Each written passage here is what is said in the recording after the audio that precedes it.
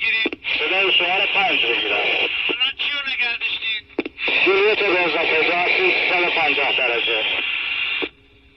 بله، گردش به چپ برای 250 و برو برای جولیت.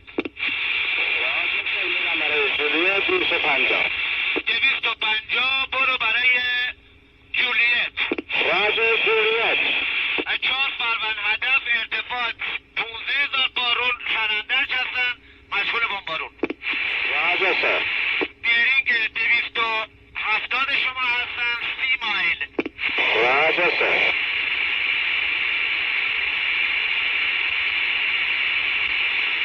سمت 250 رو کال کن و جولیت رو اطلاع بده. راجع 250 هستم برای جولیت. متشکرم. هدف ها حالا بیرینگ 285 هستن، 20 مایل شمال شرق سنندج. راجع سر. شما همچنان 250 رو داشته باش. 4 تا دیگه به فاصله 30 مایل پشت سر همینا برای بمبارون میان. راجع سر. هیچ گونه اینترسپتوری رو من تایید نمی کنم، اینا یقینا از نوع بمبرن. راجع سر. الان 80 تا به راستتون، 30 تا به راستتون هستن، فاصله 18 مایل. راجع.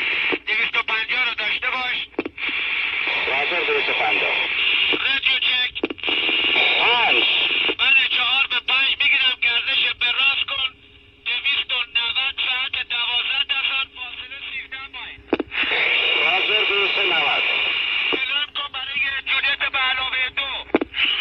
الان تو پهلوی چپشون هستی، تعدادشون الان 4 تا در گردش به راست هستن، ارتفاع بالای 20 تا. اگه تماس قطع شد گردش به راست کن، 90 در کلم کن برای جولیت به علاوه 1. راجع. تعدادشون 4 تا تو پهلو چپشون هستی، ارتفاعشون الان بالای 20 تاست. فاصلتون 6 مایله. سمت چیه؟ برای که به چپ بکن سریع برای 220 درجه، پشت سرشون میفته 5 مایل. سرعت سریع، سرعت برای که به چپ سریع. صدا منو گرفتی؟ میشنوی؟ سریع برای که به چپ بکن 180. داره از سمت راست 270 بهت نزدیک میشن. داریدشون الان سمت راستتن، فاصله 3 مایل.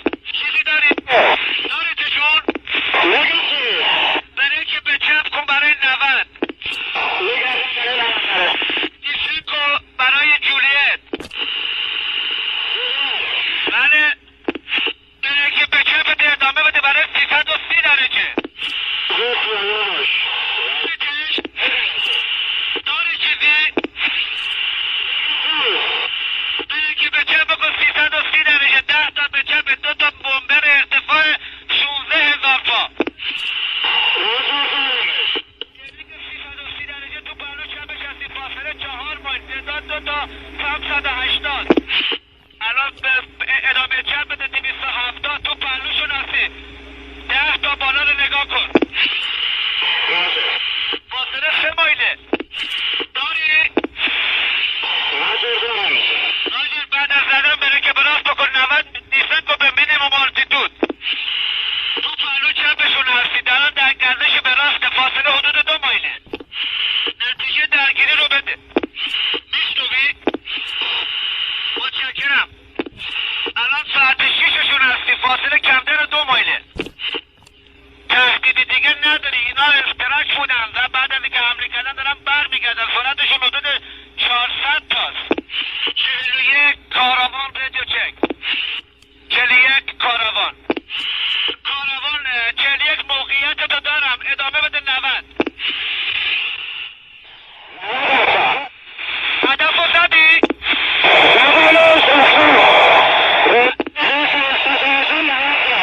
چی گفتی؟ بله